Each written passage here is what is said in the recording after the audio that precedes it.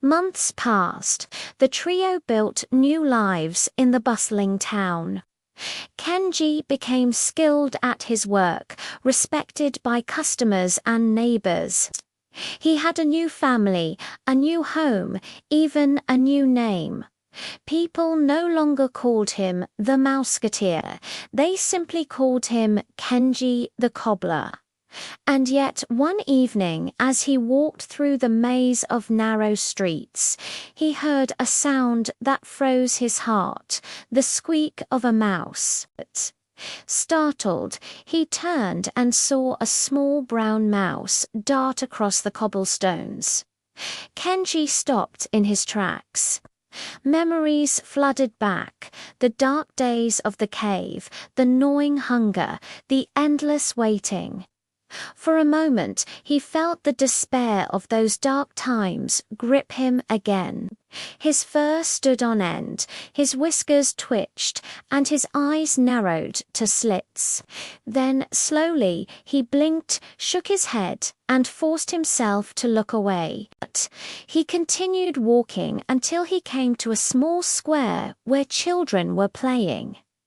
One caught his eye. A young field mouse dressed in rags sat alone on a nearby wall, watching the others with envy. He was thin and scrawny, his eyes big and sad. Kenji felt a pang of sympathy. He, too, had once been a skinny, raggedy mouse, full of hope but unsure of what to do. He approached the wall cautiously. "Hello," he said softly. The young mouse looked up, startled, then quickly averted his gaze. "What do you want?" Kenji asked gently. "Nothing. I just wanted to ask if you'd like to play with us." The little mouse shook his head, his ears drooping.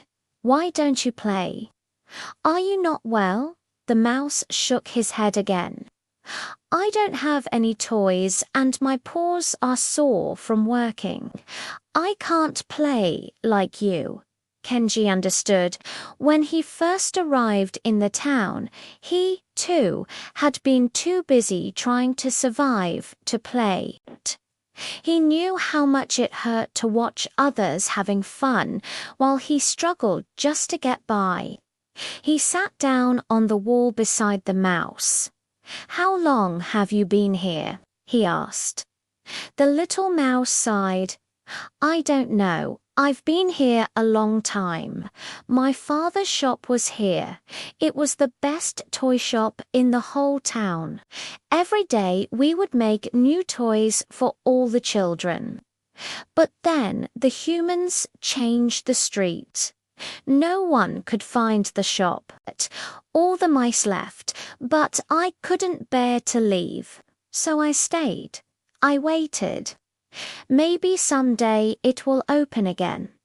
The mouse looked up at Kenji, his eyes shining with hope. "Will it open again?" Kenji hesitated. How could he tell the mouse that his father's shop was gone forever, that the street had changed and they had all moved on? How could he explain that life doesn't always go the way you want, and sometimes you have to accept that things are over and move on? Kenji sat quietly for a moment, thinking. Then he leaned closer to the mouse and whispered, "Listen closely. What I'm about to tell you is a secret. Okay?" The mouse nodded, leaning in. "Do you remember the legend of the great cheese?" Kenji asked.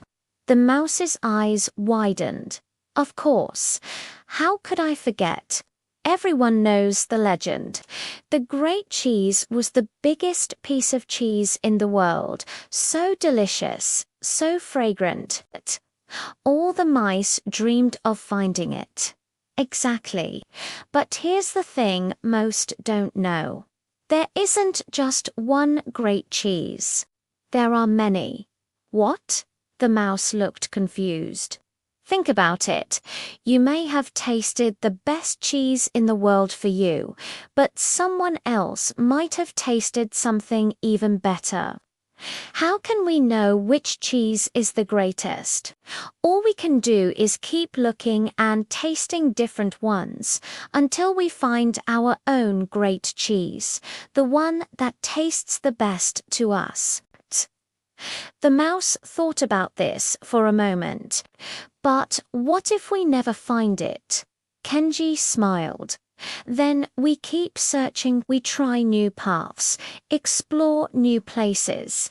We keep going until we find it or we find something even better. The mouse looked up at Kenji, his eyes shining. So there are many great cheeses out there. Do you think I could find my great cheese too? Of course you can, but you have to stop waiting and start doing. Come on, let's go look for your great cheese together. The mouse hesitated, then suddenly his face lit up with determination. He jumped off the wall and bowed to Kenji. Thank you, friend. You have shown me the way. Let's go find my great cheese. Together, the two mice set off into the maze of streets, side by side. As they walked, Kenji pointed out different shops and places to the young mouse, sharing stories and advice. He told him about the best places to find food, the kindest humans he'd met, and the adventures he'd had since coming to the town. The little mouse listened, his eyes wide with wonder and excitement. Suddenly, the young mouse stopped. Look, a bakery. Can we go in? I love the smell of fresh bread. Of course, Kenji replied with a smile. As they entered the warm and inviting shop, the aroma of freshly baked bread enveloping them, Kenji knew he had found more than just a new friend.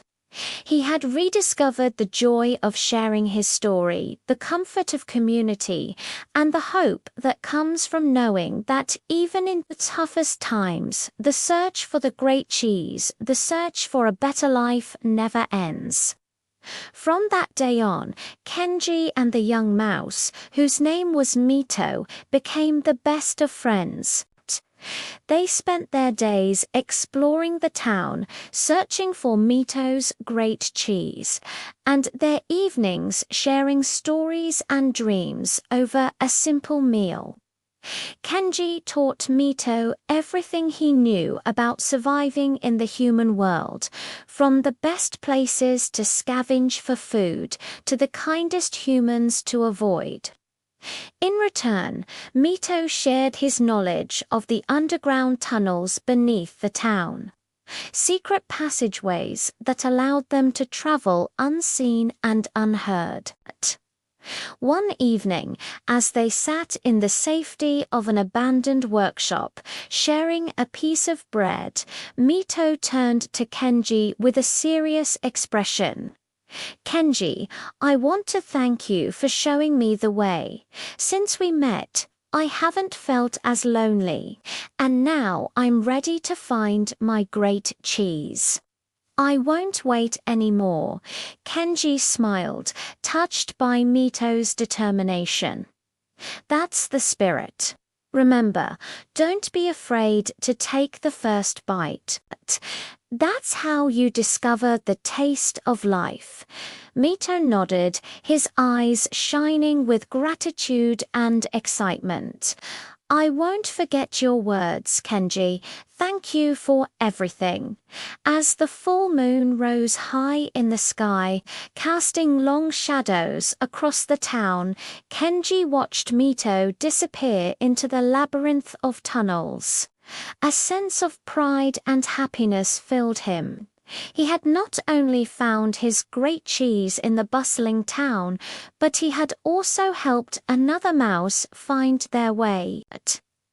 Kenji realized that his journey was far from over. He had more stories to tell, more friendships to forge, and more cheeses to taste. The adventure of life, he knew, was a never-ending quest for new experiences, challenges, and the ever-elusive great cheese. And he embraced it with open arms. And so the tale of the cobbler mouse continued, filled with new adventures, friendships, and the never-ending search for the great cheese, a metaphor for the journey we all take in life. For each of us has our own story, our own challenges, and our own dreams to chase. The question is, are we willing to take the first bite, to step outside our comfort zone and explore the world with curiosity and courage? Just like Kenji and Mito, the answer lies within each of us, waiting to be discovered.